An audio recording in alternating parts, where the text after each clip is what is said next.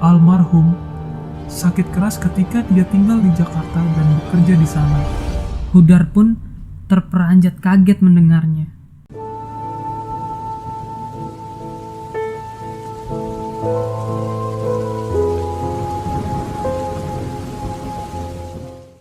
Assalamualaikum warahmatullahi wabarakatuh.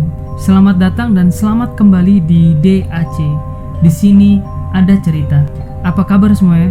Saya harap kalian dalam keadaan sehat, optimal, dan juga bahagia.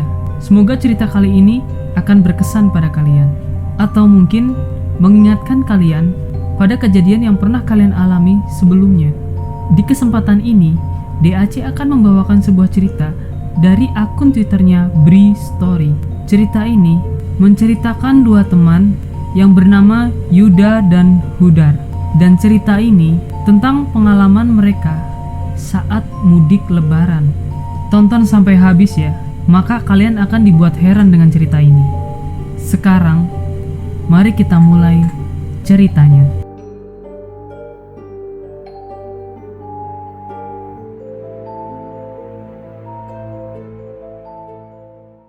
Cerita berawal dari beberapa hari sebelum Lebaran tahun 2018. Hampir tengah malam, Yuda sedang dalam perjalanan pulang menuju Semarang menggunakan bis. Seluruh lampu di dalam bis keadaannya mati. Namun, sesekali sekelebat cahaya dari luar memberi sedikit penerangan di dalam bis tersebut. Jalur panjang tol Cipali menghantarkan ribuan kendaraan berisi berbagai pemudik yang akan pulang ke kampungnya masing-masing.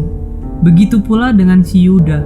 Saat-saat seperti ini adalah saat yang ditunggu-tunggu setiap tahunnya olehnya. Waktu di mana bisa pulang ke rumah, bertemu orang tua dan anggota keluarga lainnya. Sudah hampir 7 tahun lamanya Yuda bekerja di Jakarta. Selepas kuliah, dia langsung merantau ke ibu kota, mencari nafkah, coba berdiri di atas kaki dia sendiri. Atau bisa dibilang dia menghidupi dirinya sendiri di Jakarta. Sesak dan pengap metropolitan jadi makanan sehari-hari baginya. Ingin sesekali sebenarnya dia pulang ke Semarang, tapi waktu nggak memungkinkan. Hanya pada saat libur lebaran seperti ini sajalah dia bisa pulang. Rumah tempat dia tinggal terletak jauh dari pusat kota, menjadikan suasananya masih berbau pedesaan. Udaranya segar dan juga bersih. Di banyak bagian masih terbentang persawahan. Sejak lahir, Yuda sudah hidup dengan lingkungan seperti ini.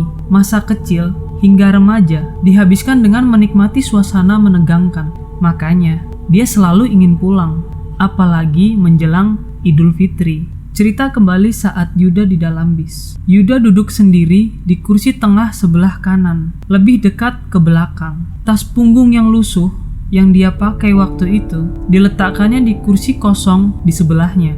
Entah kenapa, menjelang Idul Fitri kali ini, bis yang Yuda tumpangin gak penuh penumpang, cenderung kosong malah, gak sampai setengah dari kapasitas maksimum bis tersebut. Yang pasti, Yuda sangat menikmati perjalanannya. Setiap detiknya menyenangkan baginya, membuat dia tidak sabar untuk segera sampai di kampungnya. Sementara bis itu terus melaju dengan kecepatan sedang, menembus gelapnya malam waktu itu.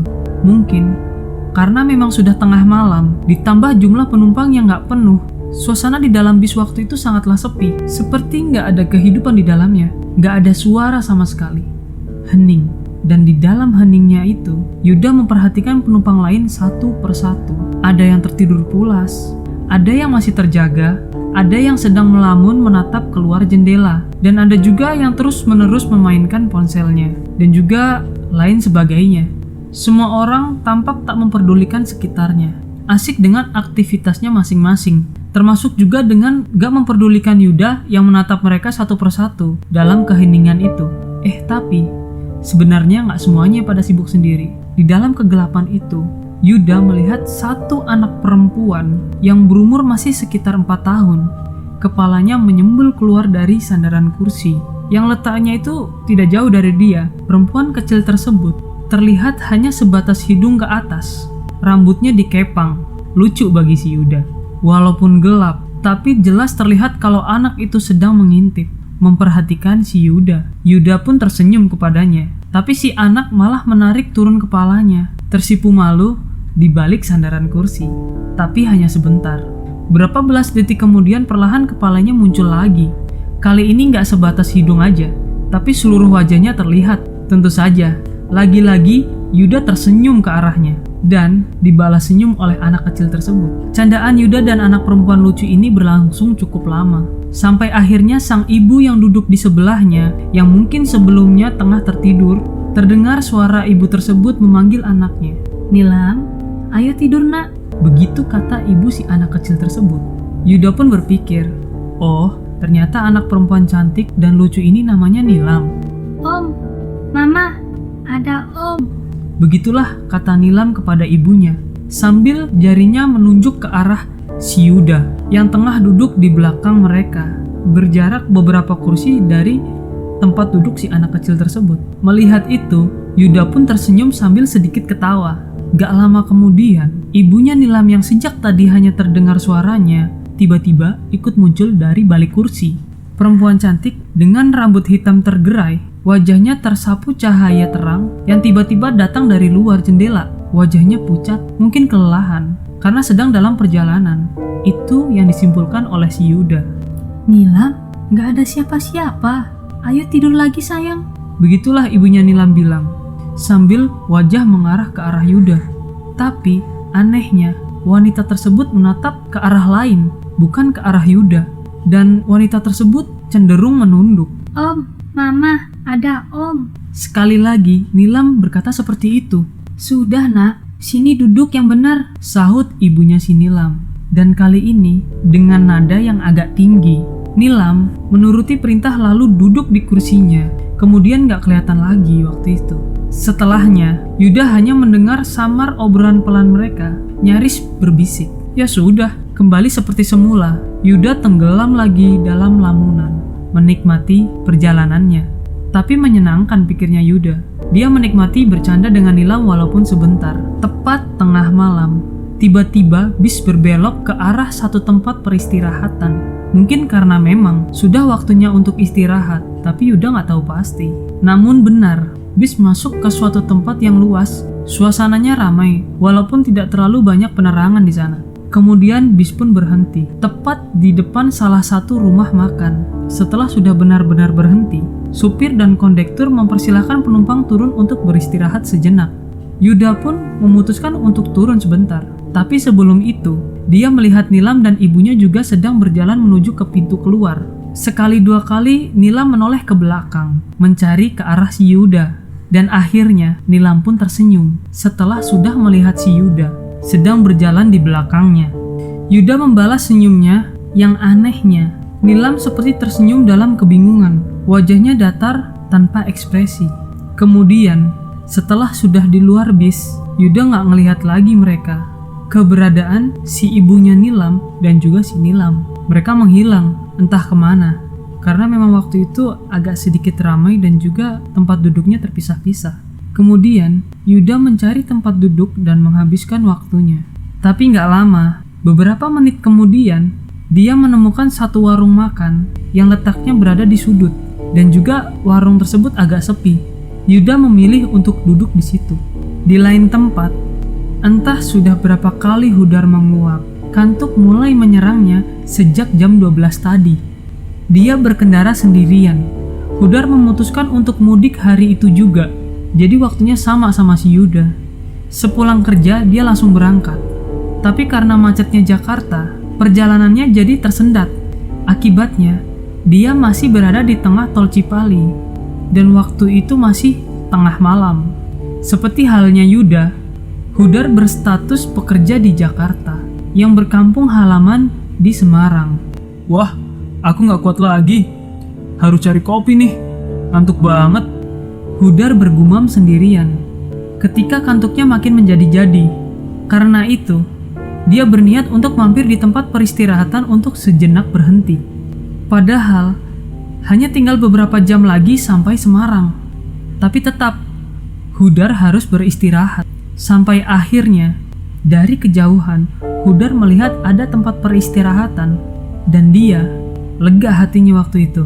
Setelah sampai tempat itu, dia langsung membelokkan kendaraannya masuk ke satu area luas dengan banyak kendaraan yang juga sedang beristirahat waktu itu. Hudar akhirnya dia memilih untuk parkir di satu tempat kosong di sebelah bis besar. Akhirnya bisa istirahat juga. Begitulah kata Hudar dalam hatinya. Setelah dia keluar dari mobil, Hudar sedikit meregangkan badan, melemaskan otot-ototnya, dan juga menyalakan rokok. Lalu dia berjalan mencari warung makan yang gak terlalu ramai. Setelah agak jauh berjalan, Hudar menemukan tempat yang menurutnya cukup nyaman untuk duduk dan menikmati segelas kopi. Warung makan yang gak terlalu terang dan juga gak terlalu ramai seperti peristirahatan lainnya. Dia memilih kursi yang agak sedikit ke pinggir. Hudar lalu memesan segelas kopi dan lagi-lagi menyalakan rokok. Suasana warung persis seperti apa yang dia harapkan. Hanya beberapa meja yang terisi. Dengan begitu, dia merasa bisa istirahat tanpa gangguan. Gak makan waktu terlalu lama. Segelas kopi hitam pun langsung tersaji. Beberapa tegukan kopi tersebut membuatnya merasa sedikit berkurang ngantuknya. Sambil melepas lelahnya, Hudar melihat-lihat ponselnya. Berselancar di media sosial. Cukup lama dia asik dengan ponselnya, sampai akhirnya dia menyadari sesuatu. Walaupun dia nggak melihat secara langsung, tapi Hudar merasa ada yang sedang memperhatikannya. Ada seseorang di dalam warung pada sudut lain.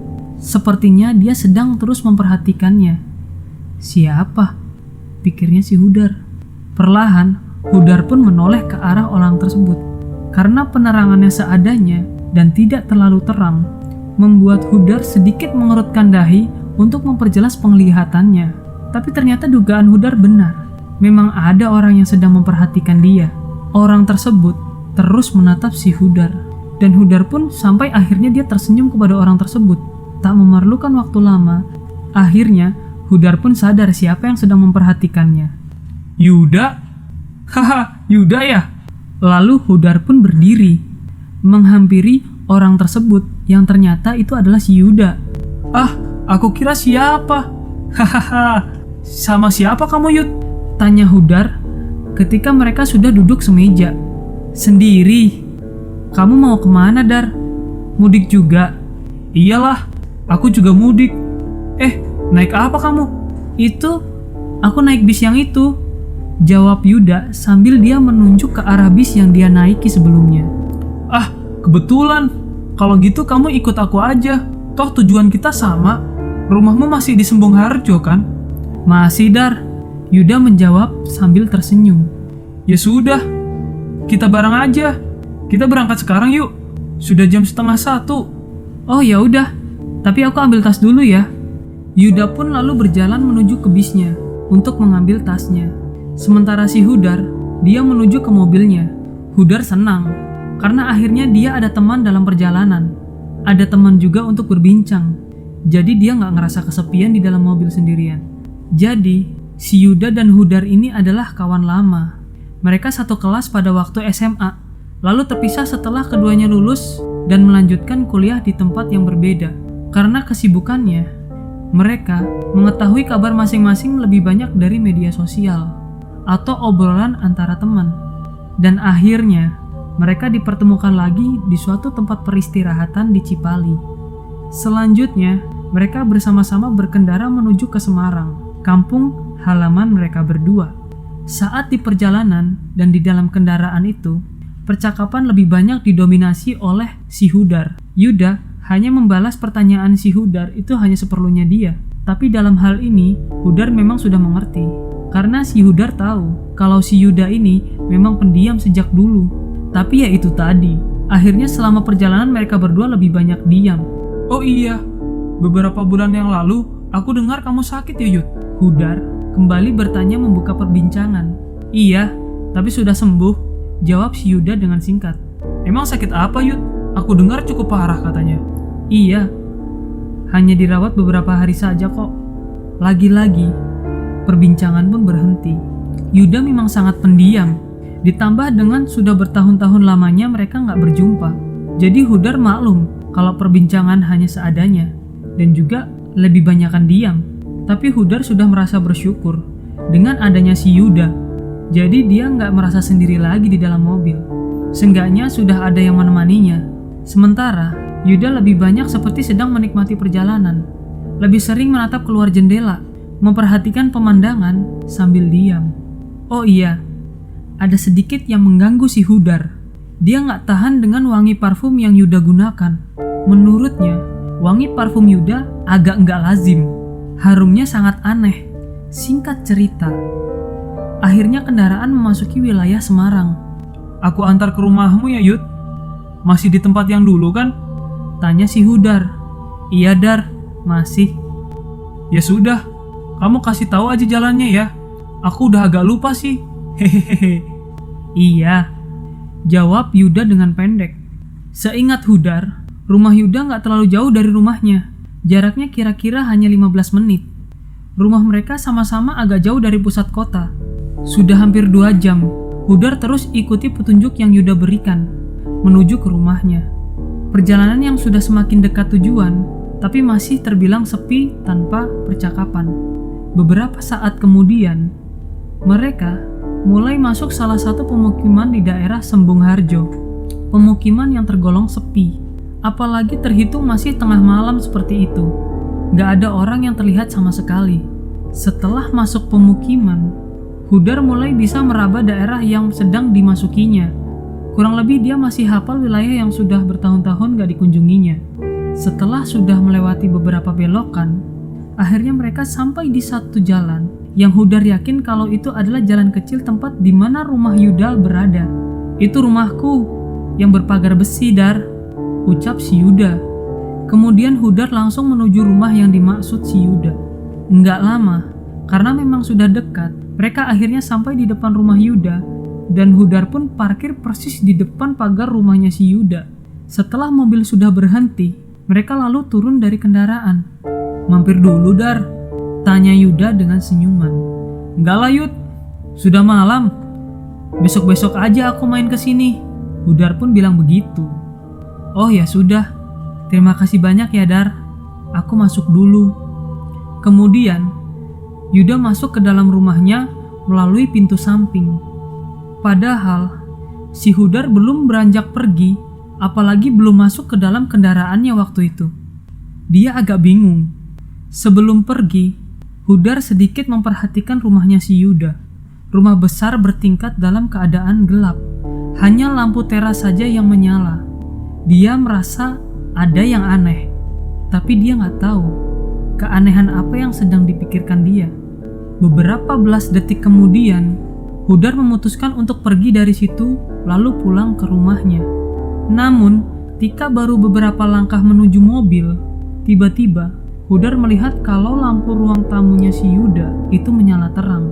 Lalu ada orang yang mengintip dari balik tirai. Melihat itu, Hudar tersenyum ke arah orang itu. Dan setelahnya, ada yang membuka pintu depan. Dan seorang bapak-bapak muncul dari dalam rumahnya si Yuda. Cari siapa ya? Tanya bapak itu. Maaf, saya Hudar, Pak. Teman SMA-nya si Yuda. Jawab Hudar sambil tersenyum. Oh gitu. Ada perlu apa ya malam-malam? Tanya bapak itu keheranan. Saya baru saja mengantar Yuda, Pak. Baru saja dia masuk ke dalam rumah. Jawab si Hudar. Oh begitu. Ya udah kalau gitu. Ayo nak masuk dulu. Saya bapaknya si Yuda. Ternyata bapaknya si Yuda. Begitulah pikirnya si Hudar. Sambil tersenyum beliau membuka gembok pagar rumahnya. Dan setelah itu pagar pun terbuka. Hudar yang masih agak kebingungan dipersilahkan masuk. Di dalam ruang tamu sudah menunggu seorang perempuan paruh baya menyambut dengan ramah. Perempuan itu adalah ibu dari si Yuda. Mungkin bapak sama ibu sudah lupa. Saya Hudar, teman SMA-nya si Yuda. Waktu SMA dulu, saya beberapa kali main ke rumah ini. Sambil cengengesan, Hudar pun membuka percakapan. Oh, tentu saja kami masih ingat, Nak. Jawab ibunya si Yuda, sambil tersenyum ramah. Tadi, karena di luar gelap, bapak jadi nggak begitu jelas melihat kamu. Bapaknya Yuda pun menambahkan. Jadi, nah Hudar ini dari mana? Tanya kedua orang tua Yuda sambil hampir berbarengan. Saya dari Jakarta, Bu. Pak, mau pulang mudik. Kebetulan tadi dalam perjalanan saya bertemu dengan Yuda. Ya sudah, saya ajak aja sekalian untuk pulang bareng. Dengan lancar dan tanpa beban, Hudar menceritakan semuanya ketika dia bersama Yuda pulang ke Semarang. Sementara, kedua orang tua Yuda mendengarkan dengan seksama.